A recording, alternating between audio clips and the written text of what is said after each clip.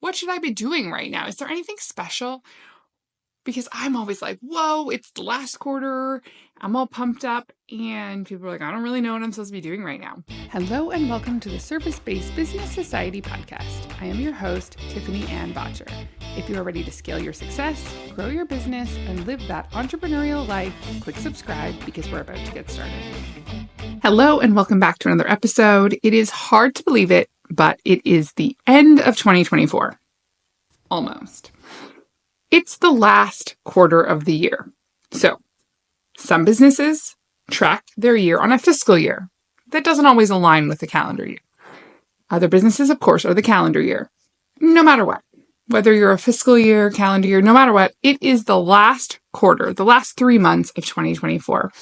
What should I be doing right now? Is there anything special? Because I'm always like, whoa, it's the last quarter. I'm all pumped up. And people are like, I don't really know what I'm supposed to be doing right now. And it really depends on how you run your business for some aspects, and other things, no matter what, you're going to have to do. So we're going to talk about that a little bit today. We're also going to talk about the, kind of rabbit hole of entrepreneurship and a lot of the opportunities for distraction it offers. We're going to talk a little bit about a funny story today. And then we're going to wrap things up and get you back on your way, because it's a busy time of year and we all have things. So that first question, what should I be doing right now? What is important? So much is important.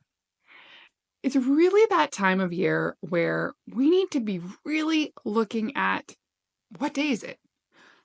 What is going on? One of the things that I see big businesses do that small businesses don't do is really focus on a schedule and how that affects the finances and the metrics.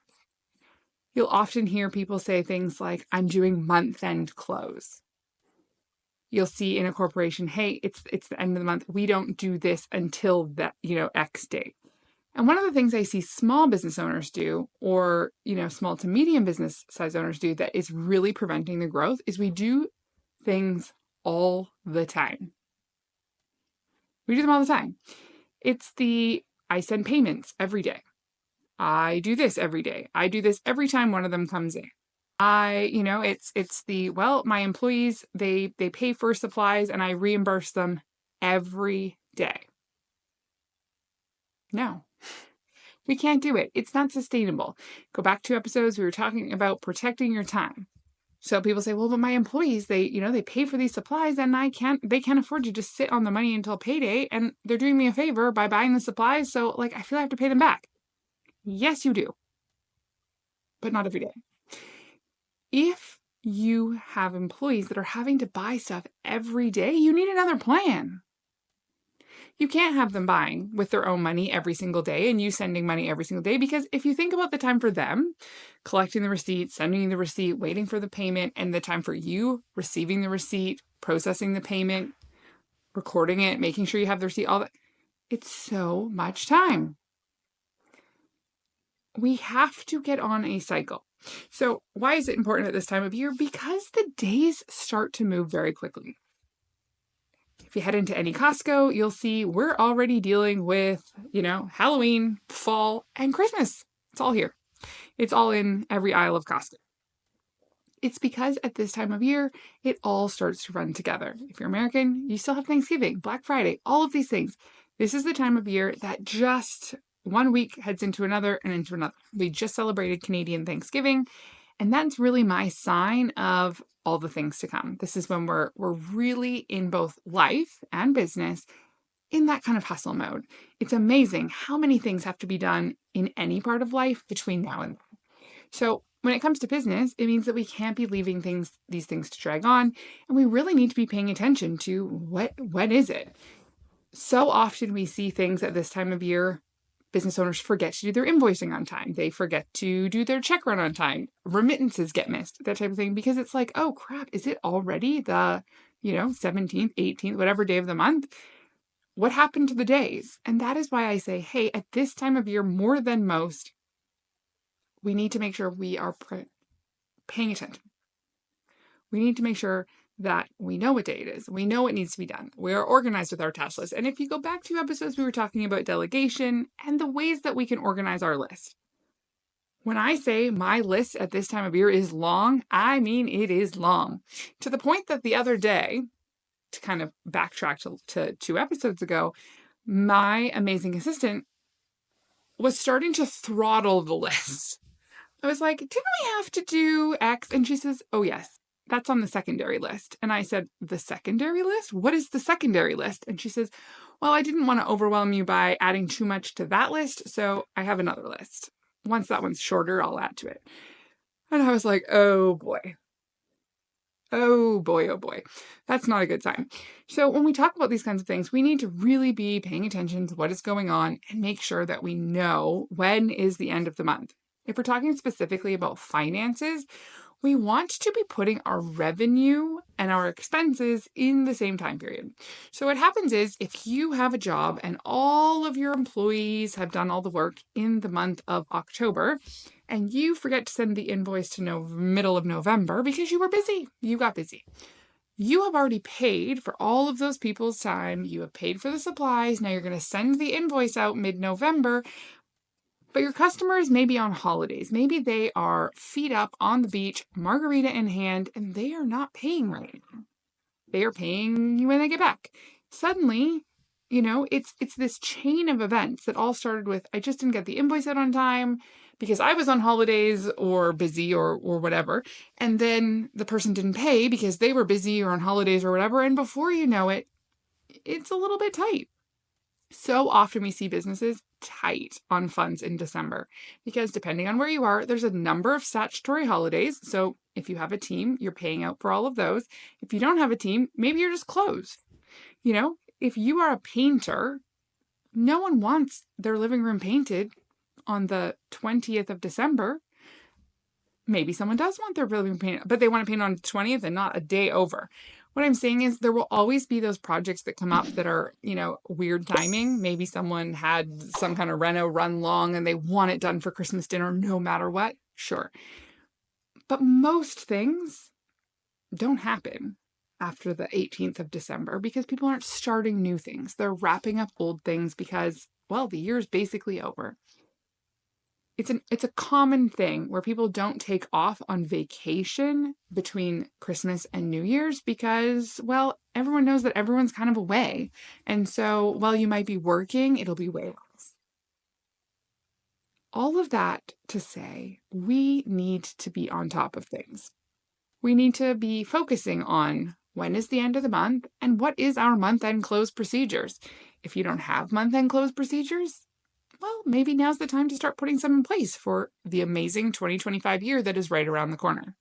When it comes to month end, we need to be wrapping up, making sure that all of our invoicing is done, making sure that all of our expenses, receipts, everything are tracked down. We're going to start our bookkeeping process, whether that is with a bookkeeping provider, casual, plug for Path to Profit Bookkeeping. This is what we do. Maybe you just need to send some documents, or maybe you like to DIY your books and you need to sit and reconcile every single account. Either way, it still needs to be done. Whatever your piece of that process is, needs to be done. We need to be collecting the money. We need to know how much money is outstanding. All of those pieces are so important. But why is it important? Number one, we don't want to run out of cash. We don't want, that kind of everything dragged in and we get to Christmas. Maybe we're paying out Christmas bonuses. Maybe we want to give ourselves as a business owner some kind of year-end dividend, profit piece, whatever that is. The December month is often one of the more expensive months for businesses between some holiday things that we're going to chat about in a minute. But either way, we want to know that we are on track. We also want to know that we didn't just take the last couple of months off. There's a post kind of that goes around on social media and it talks about, you have 18 summers with your kid, or you have 52 weekends while they're 5, or, all of these things that really all serve a purpose to basically frame time is limited with your kids. Time is also limited with your business. I'm not comparing the two. And if the choice is there, of course, the kids. That's not the purpose of this. Don't come for me. My point is, that a lot of business owners take the summer and they kind of coast. We can't also coast through November, December, because if you take that up, suddenly you're at 6 months of the year that you were kind of coasting. We have to put the pieces in place in order to keep driving our business. The foot needs to stay on the gas in the business. Whether that's, and I get it. We all start to feel a little bit run down. September is a huge busy month. It's kind of that after school, we're back, it's fall, it's back to, it's a hustle month. It's also the month where people get back to, their fall hobbies, sports, whatever it is. Then, October, November, December, it's a long grind. The fall is a grind. If you are affected by the weather, the lack of sunlight, whatever it is, it's a lot. But it's not too much. And we have to really be strategic about it, because there's many days between now and the end of the year where amazing things can happen. You're one day away from perhaps hitting your goal. It's too much time to coast. So let's focus on those metrics. Let's drag out that budget for 2024 if we haven't been looking at it, the metrics, the markers, our goals, and say, are we there? Are we on track? Are we close? Now's the time to really say, I have enough time to change the outcome. If you're on track, you're going to meet your targets. Should we stretch them? Do we need a stretch goal? Were they too attainable?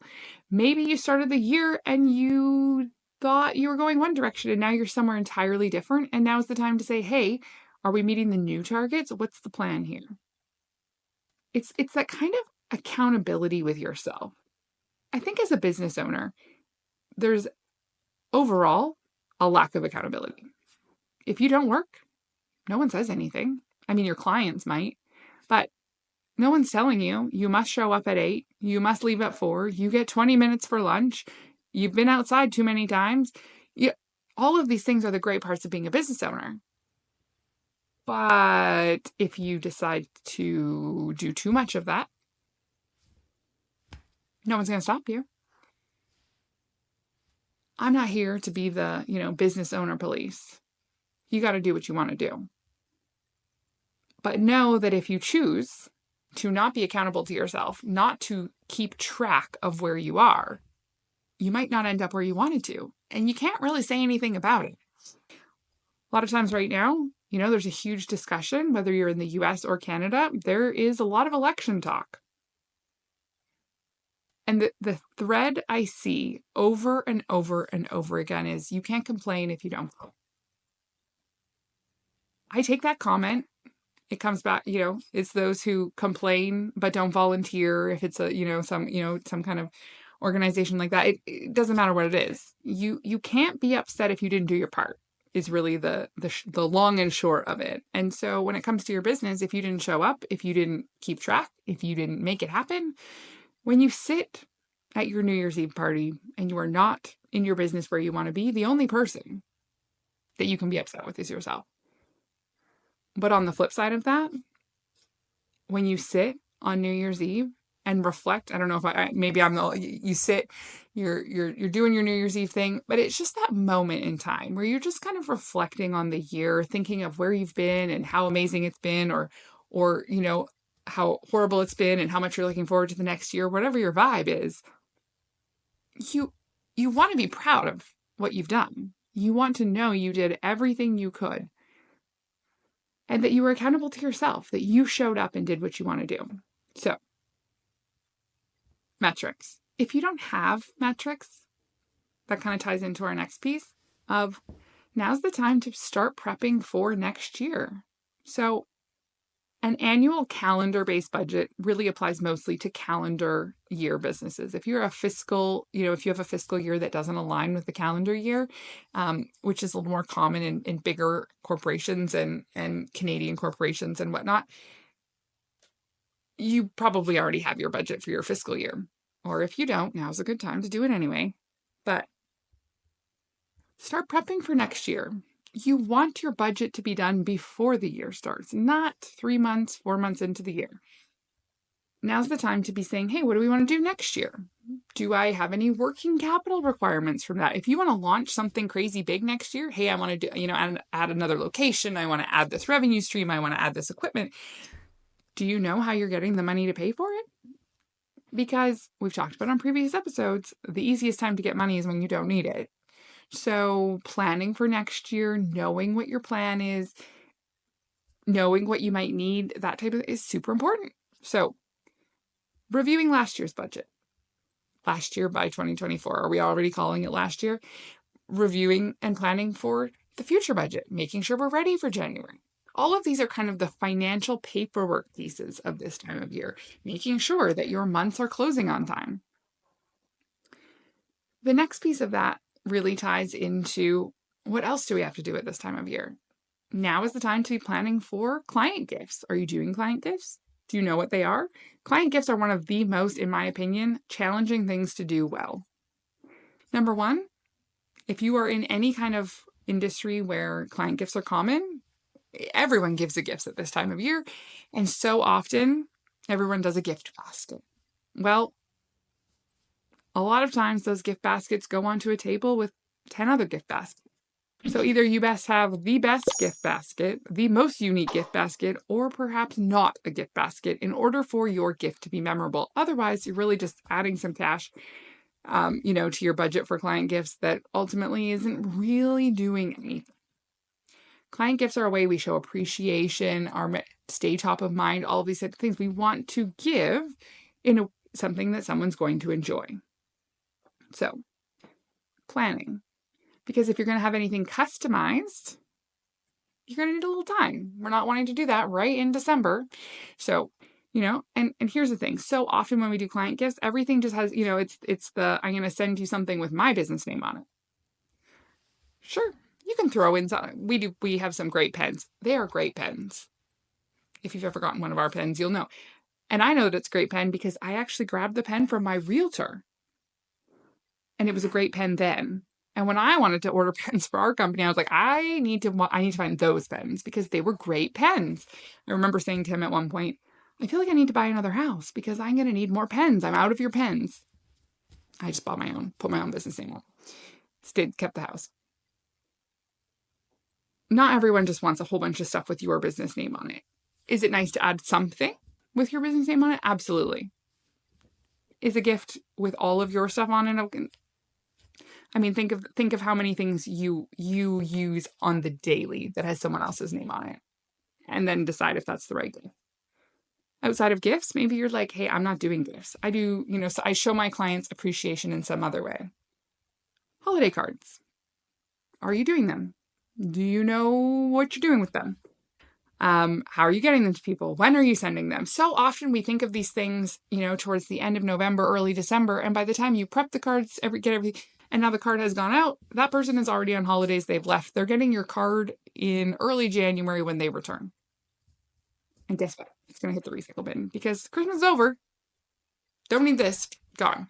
So making sure that you get the stuff to people in time so that they will be there. They'll be able to enjoy it. All of these types of things.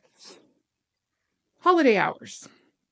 Do you know what they are? Do you know when the days of fall on the calendar? Do you know when you're open, when you're closed? If you have a team, do you know when they are going to be there and when they're not? Do you know what days are paid if you, are an area where you have to pay for statutory holidays? All of these types of things is it time to look at now. I mean, that information has been available forever. It's just on the calendar, but we don't turn the page to that calendar or, scroll that screen until we get closer to it. You can be updating your Google Business profile with the Christmas holiday hours now. You don't have to wait. You can do it now. Be organized. Take something off your list, check it off, and get it done. Vacation time. Are you taking time off? It's great that your business will be open or closed, but are you going to be there? Does someone else need to be there? If you have only a few people who take on a leadership role and maybe have access to certain things, do we know that we have one of those people available each day that we're open? Those are the types of things to be planning for now. It's very easy in a emerging, growing business where you have a team that, lots of people take time off. And at that phase, you just say, of course, take it off. Yes, yes, yes. And maybe that worked for you last year. Maybe it worked for you the year before. But now maybe your business is twice the size. And maybe now you need to make sure that you have someone to lead the team available. So now's the time to just lay that out so that when people are asking, that you can say, yes, you can have such and such. Yes, yes. And just make sure you have a plan. It's so much easier to adjust the plan before you approve it than realize you've already said yes to everyone and now you have to work. Or now you have to close or whatever that ties into. Just be organized. Just make sure you're okay. Now, talking about that team, holiday party. Are you having one? Do you know what it's going to be? Have you booked it? As your business grows, that becomes harder and harder. So when I was in corporate, living that corporate life, we originally, it was a small company when I started. There was 5 people there. And I can tell you, and when I left, there was, closer to 100 people.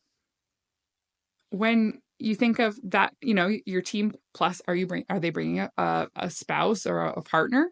So that doubles the size. The holiday celebration, when you have 5 staff compared to 100 staff, very different. Very different. Number one, it becomes very expensive to do exactly what you did for 5 people times 100. Ultimately, a fancy Christmas party isn't much different than a wedding in terms of food, venue, etc. Of course, no dress and all of that, but that can get quite pricey. It's the people that you employ. Do they want to do that? Is that something they look forward to? Or is that something where they're dreading and maybe half of them aren't going to show up?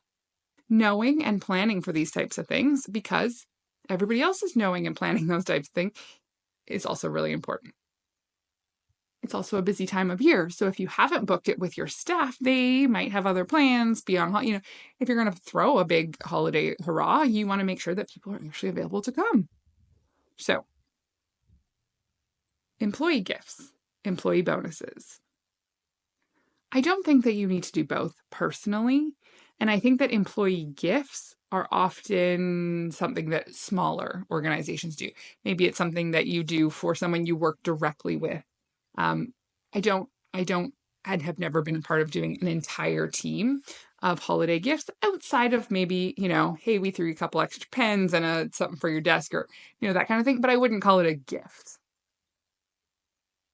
Usually those kinds of more gifty things are kind of done maybe in a Secret Santa format or something like that, or gifts at the Christmas party that are given out, maybe not to absolutely everyone, but Christmas bonuses. So often businesses are thinking about bonuses and it's so late in the year. Here's what happens. The business year goes along. The last payroll of December, depending on when you pay, has often already been run. It's been run. And then a business owner gets a flash in the brain. And it can be because someone else said something. And it's so common where people say, you don't want to pay tax on that money? Give some bonuses to your team. Maybe it's what Uncle Sam said at Christmas dinner. And business owners say, oh my goodness, bonuses for everyone. You're right. I don't want to pay tax. I don't want to pay taxes on that money. I'd rather give it to the team. All of a sudden, it's this rush to get bonuses done.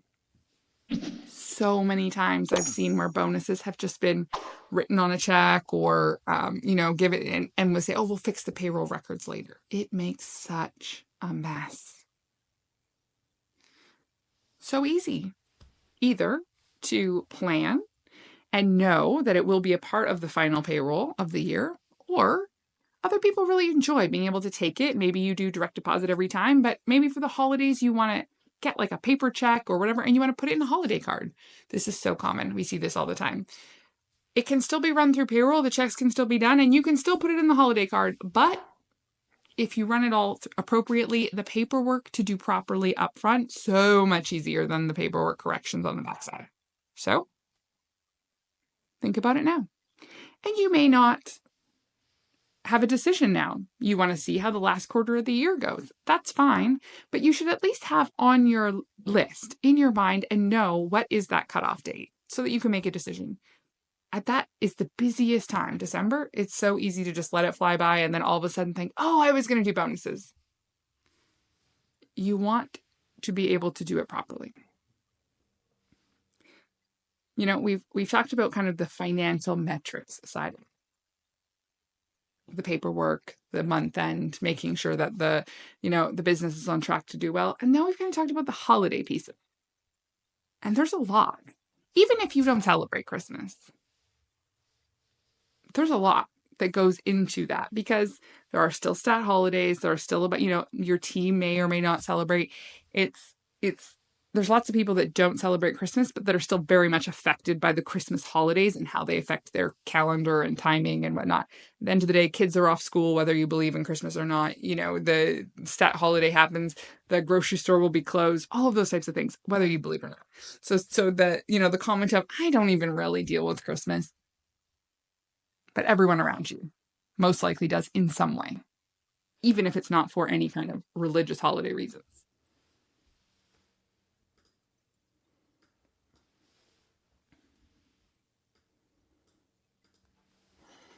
All right.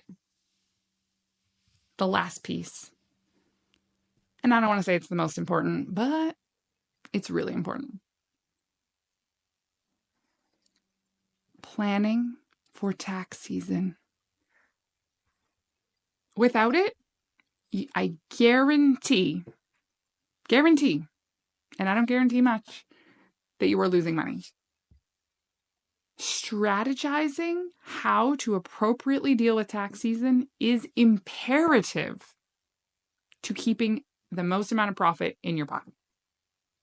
I was on a call with a client just this week.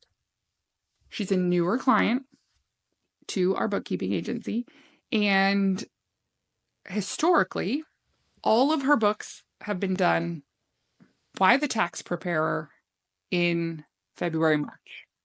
Now, I say February, March. I did ask on the same call if the books were done from last year. So what happened is we took over from 2024. So, and it was basically like, when we'll get the starting balances from the accountant when they're done.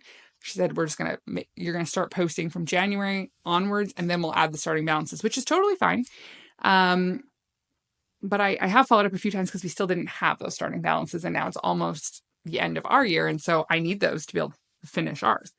And so the answer is she doesn't know if the year end is done yet, which I would love to say is not common, but it is. So if you're in that same boat thinking, oh my goodness, I don't know if mine is done either, it happens. Don't feel bad, because it's not top of mind.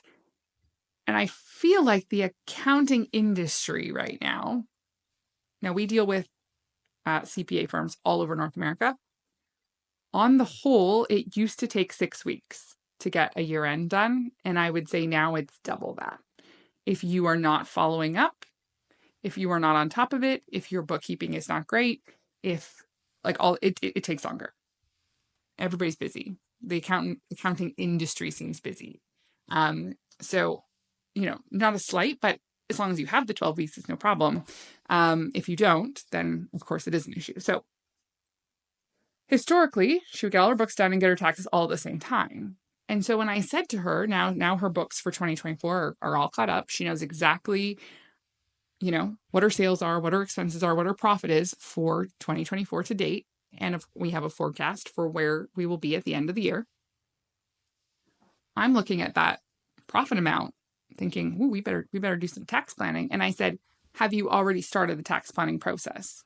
I wasn't sure if she'd already started it based on, previous relationships. And she said, no, what do you mean? And I said, well, have we met with the accountant yet?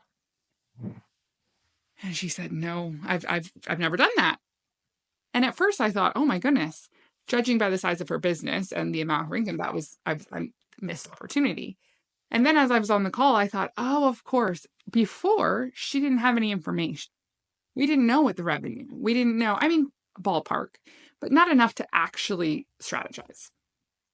She didn't know and could not provide to the accountant, hey, this is where I'm forecasted to be at the end of the year. What are we going to do about it? Am I on track? Do we need to make any changes? Do we need to, plan for bonuses, dividends, a structure change? Is it an LLC? Do we maybe need to elect to be an S corp? Like all of these types of things. we didn't have the opportunity to do that. So now, if you're following along on the podcast, you know I am a firm advocate for monthly bookkeeping. You need to know, where are you? How are you doing? Are we on target? All of these types of things. But now for the same thing, we can now take those numbers, say to the accountant, okay, this is where we're at. What should we do now? Because if you do it now, you actually have enough time to implement the changes. You actually have enough time to do something. If you're having that conversation either next year, it's 100% too late. But even if you're having it at the beginning of December, how much change can you really make? Sure, you can pay out a bunch of bonuses, but that's what you can't make it. It's not ideal. So if you haven't got your books done, get them done. Get them done now. If you have got your books done, make sure that you're having those conversations. Send your CPA a quick email, a quick phone call. Hey, just want to check in. This is where we're at. Would it make sense to book a call? If you have a bookkeeper, that bookkeeper can be on the call if that's a role that they do. In our firm, I'm happy to provide that because I can help facilitate those pieces. That's more of a advisory role, depending on, like I said, depends on the bookkeeper and the service that you're having. But where we run into some issues, and I'm going to straight call out the industry, is bookkeepers should not be providing tax advice. Yes, we can say overall there is some decent tax strategies here, but why a bookkeeper who works just on your business cannot provide an overall tax strategy is because your tax plan is your personal situation, is your partner if you have one, it is your dependents, it is, all of these different pieces tie into your tax rate. It's your business. If you have other income, maybe it's a whole ecosystem and how it works together. And when it's looked at as an ecosystem and how it works together, that is how you can do the best. You work really hard.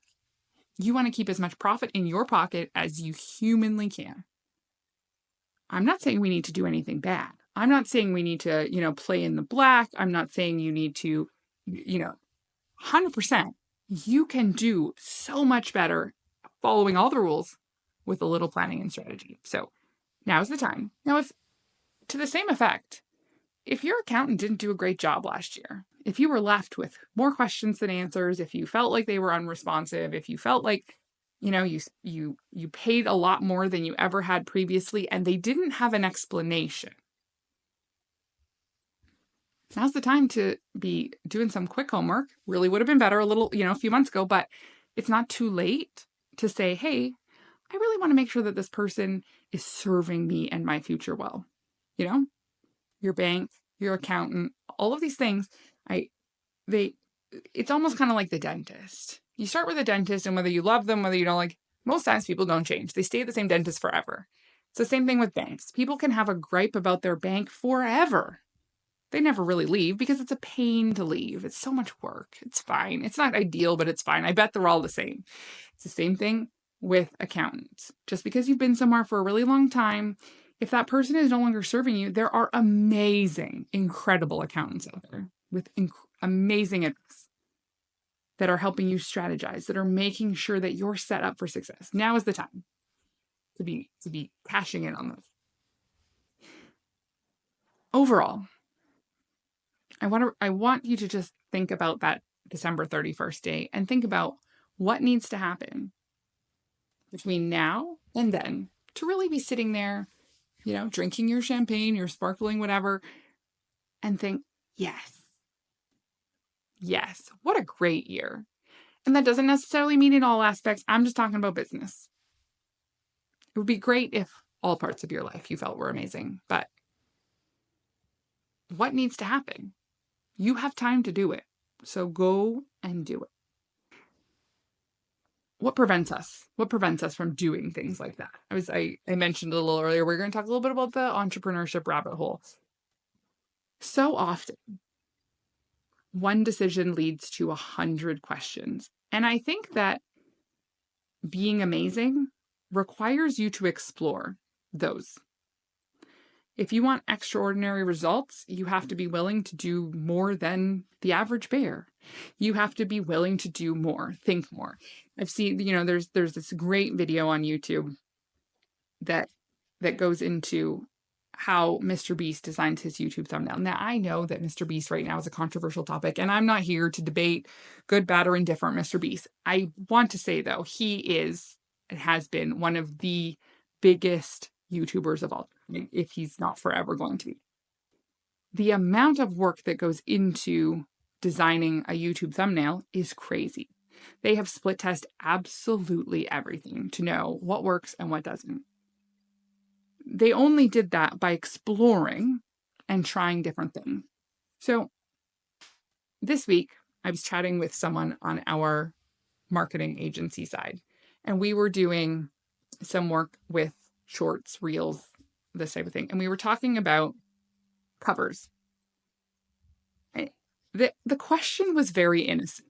The question was, do you want covers? Do you want covers? That was the question. Do we want to use a template? That was the question. And I didn't have an answer. It was something that I had been mulling over for a while, and I really wanted some of her opinion because I wanted to know that I could achieve what I wanted to achieve while still being efficient about it. I didn't want to say, I want this, and her know that was going to take 10 times as long to actually deliver. So I wanted to develop something that met the goal also while being efficient. And so I thought, I'm going to quickly use my favorite tool, Loom. Talked about it in a previous episode. And I brought up our YouTube channel on my screen. Now I'm on Loom. And so I said, okay, so this is what I'm seeing. I like this. I don't like that. I like this. Okay, but when it shows up on Instagram, now I've got the Instagram window open. It shows like this and it cuts off here. And then, but how does that look on LinkedIn when the videos post over there? Okay, so they don't look great in a grid, but on the feed, they look nice. Okay. And so the big debate, the big question, and if you have a comment, drop it on the episode, wherever you're listening, is, did I want to put the text on like the short vertical videos? Did I want to put it on the video, or did I want to put it on a cover? Because it seems like when I was uploading those videos everywhere, it was not always taking the first few seconds of the clip and using that as the video thumbnail, for lack of a better word. So we're going back and forth. And so I'm on and I'm showing her all these different things. And then I said, well, I really like what this creator's doing. And, so now we're looking at that. And so I'll be honest, it was Dan Locke. I said, there's certain people that I really like their content. So, now we're over on Dan Locke's YouTube channel and we're looking at his shorts, and does he use covers? Is he putting text on the video? Okay. Now, I also really, Gary Vee is like content creator of all time. So now we're overlooking at his, does he use covers, this and that. I also love Ryan Serhant. So we're looking at his stuff. But then I'm thinking, well, but how does that play over to Instagram? So now we're looking at those same people on Instagram, realizing they're actually not posting exactly the same content on the two platforms. Interesting observation. Before you know it, the Loom is 9 minutes long. We've explored multiple people's social contents on multiple platforms, and the answer is, I'm not sure. I'm not sure if I want thumbnails or not. And so I said, okay, here's the Loom. This is all of my thoughts. I said, complimentary tour of my brain. And what do you think? What do you take from this video? What aligns with the social schedulers that we're using? We use two different ones, depending on the video source. And so, what works? What is actually possible?